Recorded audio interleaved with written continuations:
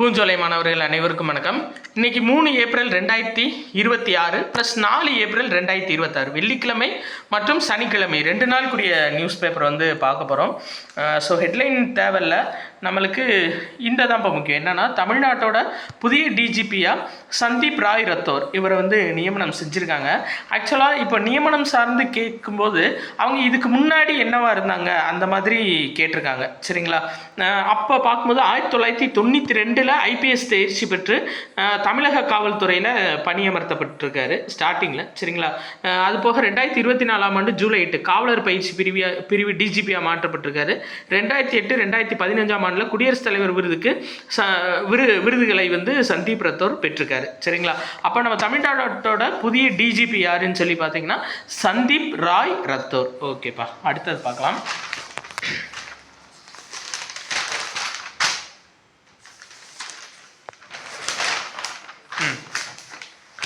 இது ரொம்ப முக்கியமான நியூஸ். என்ன அப்படின்னு சொல்லி பார்த்தீங்கன்னா, அதாவது கன்னியாகுமரி மாவட்டம் பத்மநாபபுரம் சட்டப்பேரவை தொகுதியில் இந்த இருக்குது பார்த்தீங்களா, மேல் கோதையாறு அப்படின்னு சொல்லிட்டு ஒரு பகுதி இருக்குது.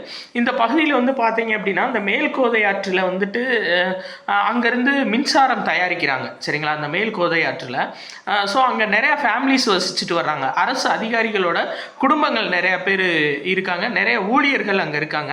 அவங்க வந்துட்டு கீழ்கோதையாற்றிலிருந்து மேல் கோதையாற்று போகிறதுக்கு விஞ்ச் இருக்குது. சரிங்களா? அந்த இழுவை ரயில் அப்படின்னு சொல்லிட்டு சொல்லுவாங்க, அதில் வந்து போயிடுவாங்க.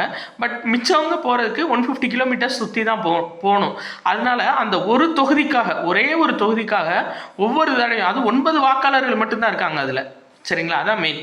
அந்த ஒரே ஒரு தொகுதி 9 வாக்காளர்களுக்காக அது தொகுதியில் அதாவது ஒரே ஒரு வாக்குச்சாவடி, பத்மநாபபுரம் தொகுதி, அந்த ஒரே ஒரு வாக்குச்சாவடி 9 வாக்காளர்களுக்காக தேர்தல் அலுவலர்கள் 150 கிலோமீட்டர் ஒவ்வொரு முறையும் பயணம் பண்ணுறாங்க. சரிங்களா? இது ரொம்ப முக்கியமானது. ஸோ அது கேட்கலாம், மேல் கோதையாறு எந்த தொகுதி கீழே வருது அப்படின்னா பத்மநாபபுரம் தொகுதி, கன்னியாகுமரி மாவட்டம். சரிங்களா? கன்னியாகுமரி மாவட்டம் பத்மநாபபுரம் சட்டப்பேரவை தொகுதி, மேல் கோதையாறு. சரியாப்பா? இது ரொம்ப முக்கியமான ஒரு இன்ஃபர்மேஷனாக பார்க்கப்படுது. இதை பார்த்துக்கோ. சரி, ரைட். அடுத்தது பாருங்க.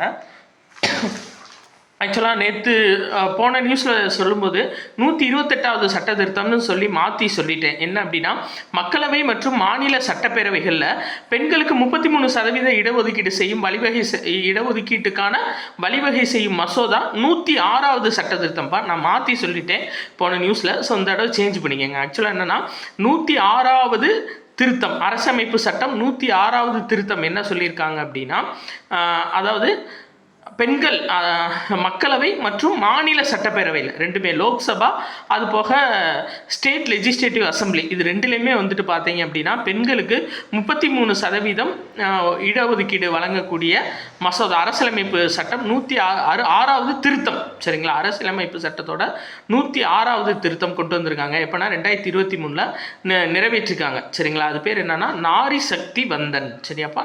நல்லா ஞாபகம் வச்சுக்கோங்க. அரசமைப்பு சட்ட திருத்தம் 106 பெண்களுக்கு மாநில சட்டப்பேரவை மற்றும் மக்களவையில் 33% இடஒதுக்கீடு. சரியா? 2023 நிறைவேற்றப்பட்டிருக்கு அந்த சட்ட திருத்தம். நாரி சக்தி வந்தன் அதனியம் அது பேர். சரியா? ரைட். ஓகே. அடுத்தது பாருங்க.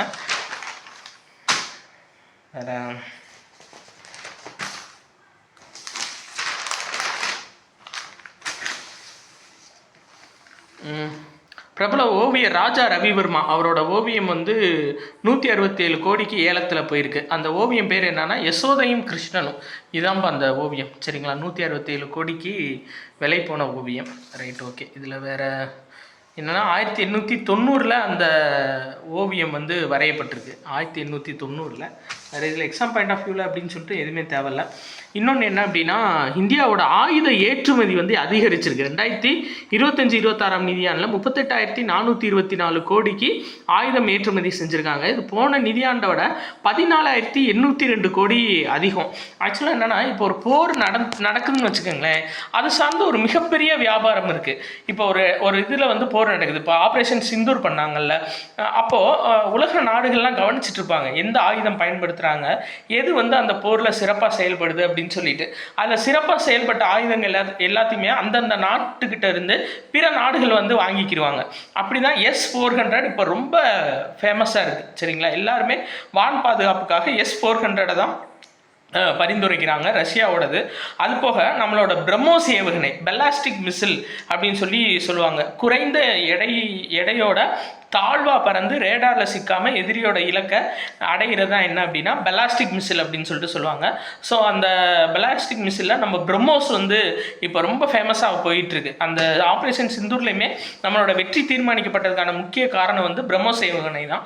ஸோ அது வந்து ஏகப்பட்ட ஆர்டர், எல்லா நாடுமே ஆர்டர் வந்து கொடுத்தாங்க. அதனாலவே பிரம்மோஸுக்கு உத்தரப்பிரதேசத்தில் தனியாகவே ஒரு உற்பத்தி மையம் வந்து அமைச்சாங்க. சரிங்களா, அதனால இந்தியாவோட ஆயுத ஏற்றுமதி இந்த தடவை கூடியிருக்கு. மொத்தம் வந்து பார்த்தீங்க அப்படின்னா 38,424 கோடி ரூபாய்க்கு கூடியிருக்குப்பா. இது பண்ணியிருக்காங்க. அடுத்து பாருங்கள், இந்த சாஃப் U20 சாம்பியன்ஷிப் பண்ணுவாங்க. அப்படின்னா என்னென்னா தெற்காசிய கால்பந்து, ஞாபகம் வச்சுக்கோங்க. இந்த சாஃப் under-20 அப்படின்னா தெற்காசிய கால்பந்துக்குரிய விளையாட்டு தான். சரிங்களா, அது வந்து மாலத்தீவு தலைநகர் மாலேயில் வந்து துவங்கியிருக்கு. அதுக்கப்புறம் ஜெயிச்சதுக்கப்புறம் யார் ஃபைனல் அப்படின்னு சொல்லி பார்த்துக்கலாம். இன்னொன்று என்னென்னா அமெரிக்கா வந்துட்டு கிட்டத்தட்ட அதாவது அரை நூற்றாண்டு இடைவெளிக்கு அப்புறம் 50 வருஷத்துக்கு அப்புறம் மனிதர்களை மறுபடியும் விண்வெளிக்கு நிலாவுக்கு அனுப்பியிருக்காங்க. சரிங்களா, நிலாவுக்கு அழைத்து செல்லும் வரலாற்று சிறப்பு மிக்க ஆர்டெமிஸ் 2 இந்த இருக்கு பாருங்க, ஆர்டெமிஸ் 2 அப்படின்ற திட்டம் நிலாவுக்கு மனிதர்களை அனுப்புறது. இதுக்கு முன்னாடி 1970 அப்போலோ 13 விண்கலத்தில் தான் அமைச்சிருக்காங்க. இப்போ ஆர்டெமிஸ் 2 விண்கலம் மூலியமாக அனுப்பிச்சிருக்காங்க. சரியா, ரைட். அடுத்தது பார்க்கலாம். ப்ளஸ் இந்தியர்களோட சராசரி ஒரு மாதத்துக்கான இணைய பயன்பாடு 31 ஜிபின்னு இருக்குது. அடுத்து இது ரொம்ப முக்கியமான ஒரு இன்ஃபர்மேஷன் என்னன்னா, இந்தியாவோட புதிய அணுசக்தி நீர்மூழ்கி கப்பல் INS அரிதாமன் கடற்படையில் சேர்த்துருக்காங்க. அதாவது முழுவதுமாக இந்தியாவிலேயே தயாரிக்கப்பட்ட அணுசக்தி நீர்மூழ்கி கப்பல்கள் மொத்தம் 3 இது விட்டுருக்காங்க. சரிங்களா, ஃபஸ்ட்டு வந்து பார்த்தீங்க அப்படின்னா INS அரிஹண்ட் 2016 கடற்படையில் இணைச்சாங்க. அடுத்து INS அரிகாட் 2024 இணைச்சாங்க. இப்போ INS அரிதாமன் 2026 இணைச்சிருக்காங்க. சரிங்களா, நல்லா ஞாபகம் வச்சுக்கோங்கப்பா. ஃபஸ்ட்டு வந்துட்டு INS அரிஹந்த் 2016, INS அரிகாட்டு 2024, இப்போ INS அரிதாமன் 2026. சரிங்களா, முழுவதுமாக இந்தியாவிலேயே தயாரிக்கப்பட்ட அணுசக்தியில் இயங்கக்கூடிய நீர்மூழ்கி கப்பல். சரியா, இது ரொம்ப முக்கியமான இன்ஃபர்மேஷன், நீங்கள் பார்த்துக்கோங்க. Right, okay. அடுத்து இதில் வேறு எதுவும் நியூஸ் இல்லை, எந்த நியூஸ் இல்லை. நம்ம ஏற்கனவே பார்த்த நியூஸ் தான் ஒன்று கொடுத்துருக்காங்கப்பா.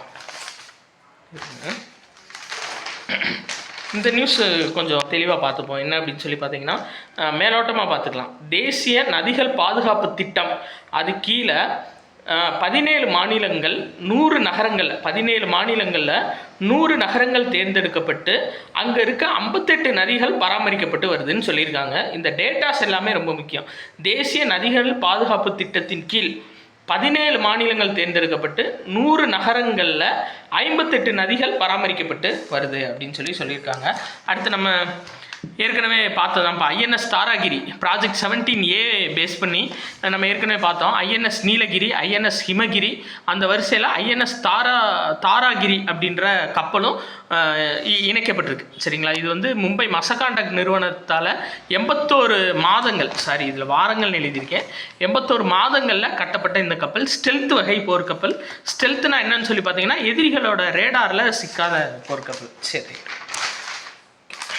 அடுத்தது வேறு எந்த மியான்மரில் வந்துட்டு மக்களாட்சியை அகற்றிட்டு அதுக்கு பதில் புதிய அதிபராக மின் ஆங் லயிங் அப்படின்றவரை தேர்ந்தெடுத்திருக்காங்க. சரிங்களா, நாடாளுமன்ற வாக்கெடுப்பில் வெற்றி பெற்றிருக்காரு. ஓகேவா, மக்களால் இல்லை, நாடாளுமன்ற வாக்கெடுப்பு மூலியமாக மின் ஆங் லயிங் தேர்வு பண்ணியிருக்காங்க. யாருன்னா மியான்மரோட புதிய அதிபர் இவர். ரைட், ஓகேப்பா.